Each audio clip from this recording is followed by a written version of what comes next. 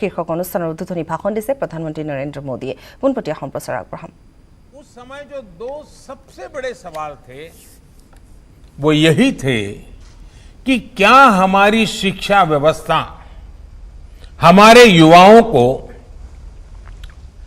Creative, curiosity और commitment driven life के लिए मोटिवेट करती है। आप लोग इस क्षेत्र में इतने वर्षों से हैं, आपने अपना जीवन शिक्षा के लिए खपा दिया है, समर्पित किया है। आप लोग इसका जवाब बेहतर जानते हैं।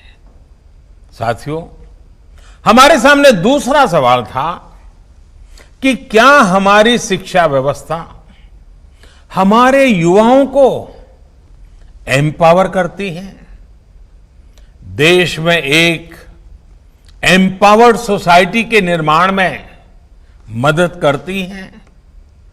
आप सब इन सवालों से भी परिचित हैं और जवाबों से भी भली भांति परिचित हैं। साथियों, आज मुझे संतोष है कि भारत की नेशनल एजुकेशन पॉलिसी, राष्ट्रीय शिक्षा नीति को बनाते समय इन सवालों पर गंभीरता से काम किया गया। साथियों, बदलते समय के साथ एक नई विश्व व्यवस्था, एक नए रंग रूप और व्यवस्थाओं में बदलाव, एक नई विश्व व्यवस्था खड़ी हो रही है। एक नया ग्लोबल स्टैंडर्ड भी तय हो रहा है। इसके हिसाब से भारत का एजुकेशन सिस्टम खुद में बदलाव करे, ये भी किया जाना बहुत जरूरी था। स्कूल करिकुलम के 10+2 स्ट्रक्चर से आगे बढ़कर अब 5+3+3+4 करिकुलम का स्ट्रक्चर देना इसी दिशा में एक कदम है।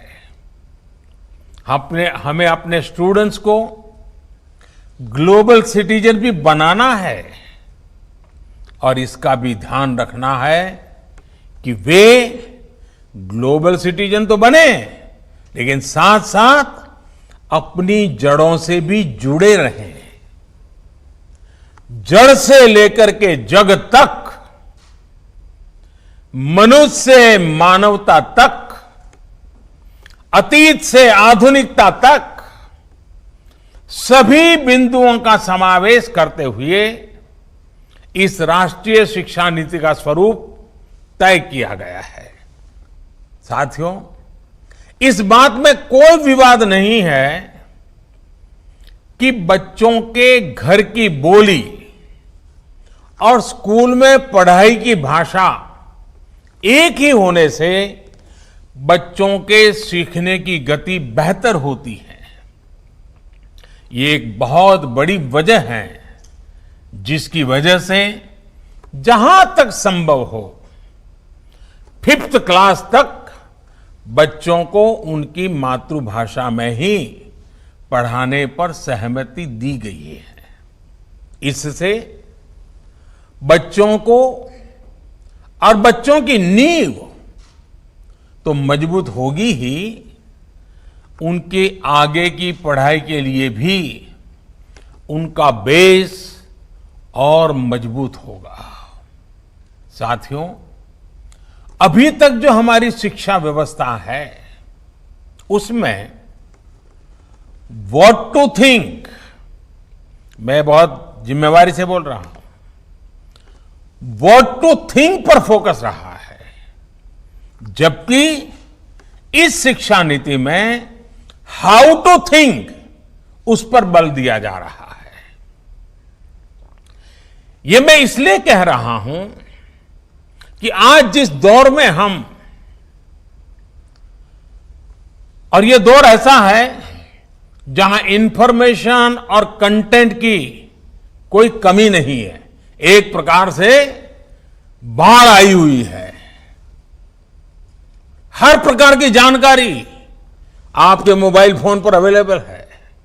जरूरी ये है कि कौन सी जानकारी हासिल करनी है, क्या पढ़ना है।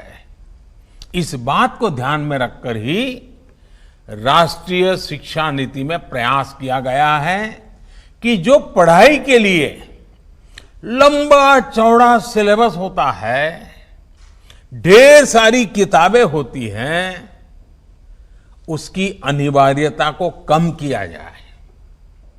अब कोशिश ये है कि बच्चों को सीखने के लिए inquiry based, discovery based, discussion based और एनालिसिस बेस्ड तरीकों पर जोर दिया जाए। इससे बच्चों में सीखने की ललक बढ़ेगी और उनके क्लास में उनका पार्टिसिपेशन भी बढ़ेगा। साथियों, हर विद्यार्थी को, स्टूडेंट को यह अवसर मिलना ही चाहिए कि वो अपने पैशन को फॉलो करे।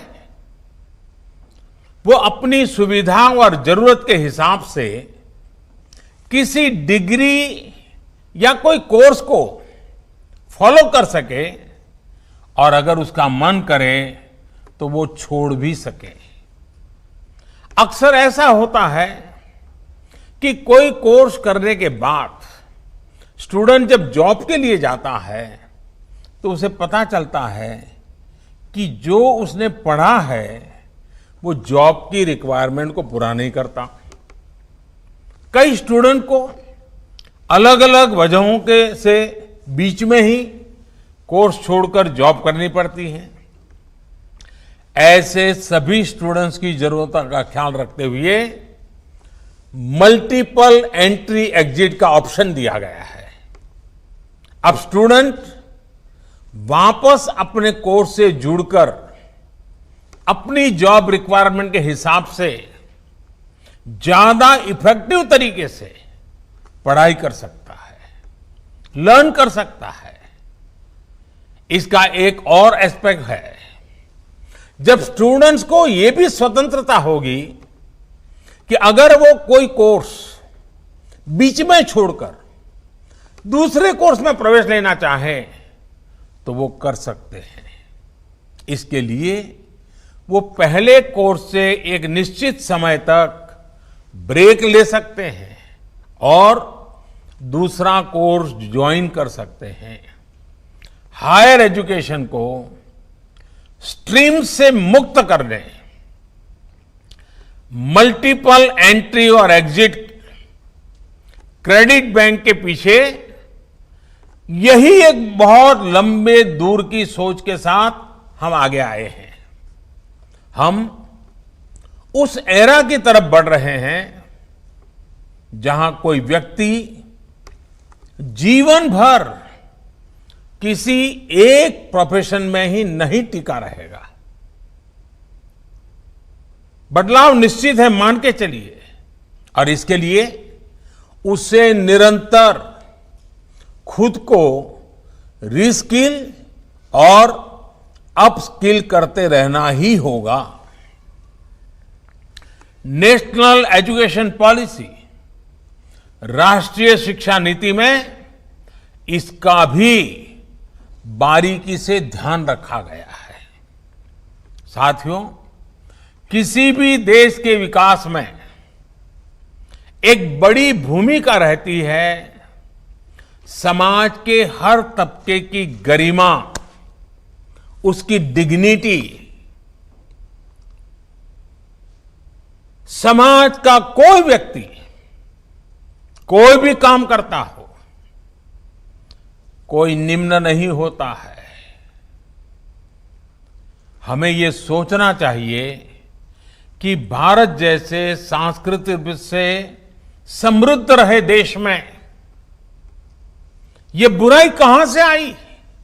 ऊंच नीच का भाव, मेहनत मजदूरी करने वालों के प्रति हीन भाव, इस प्रकार की विकृति हमारे अंदर कैसे घर कर गई?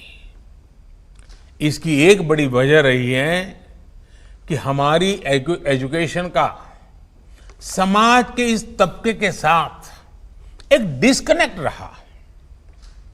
जब गांवों में जाएंगे, किसान को, श्रमिकों को, मजदूरों को काम करते देखेंगे, तभी तो उनके बारे में जान पाएंगे, उन्हें समझ पाएंगे वो कितना बड़ा योगदान कर रहे हैं। समाज की आवश्यकताओं की पूर्ति के लिए वो कैसे अपना जीवन खपा रहे हैं। उनके श्रम का सम्मान करना हमारी पीढ़ी को, वर्तमान को, भावी पीढ़ी को सीखना ही होगा। इसलिए राष्ट्रीय शिक्षा नीति में स्टूडेंट एजुकेशन और डिग्निटी ऑफ लेबर, उस पर भी बहुत ध्यान दिया गया है। साथियों, 21वीं सदी के भारत से पूरी दुनिया को बहुत अपेक्षाएं हैं। भारत का सामर्थ्य है कि वो टैलेंट और टेक्नोलॉजी का समाधान पूरी दुनिया को दे सकता है। हमारी इस जिम्मेदारी को भी हमारी एजुकेशन पॉलिसी एड्रेस करती है। राष्ट्रीय शिक्षा नीति में जो भी समाधान सुझाए गए हैं, उससे फ्यूचरिस्टिक टेक्नोलॉजी के प्रति एक माइंडसेट विकसित करने की भावना भी है। আৰু আমি পোনপটীয়া সম্প্ৰচাৰ দেখুৱালো, কিন্তু সময় হৈছে সমূহ বাণিজ্যিক বিৰতি।